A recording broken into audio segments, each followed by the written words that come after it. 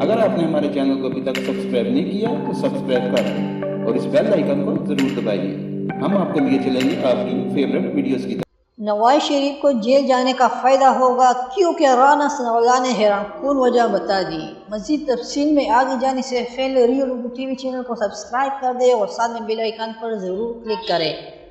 مسلم league نون کے رہنما رانا ثناءاللہ خان کا کہنا ہے کہ جیل میں جانے کا نواز شریف کو فائدہ ہوگا کیونکہ جب ایک لیڈر جیل میں ہوتا ہے تو اس کی اپنی ورکرز پر گرفت مزید مضبوط ہو جاتی ہے۔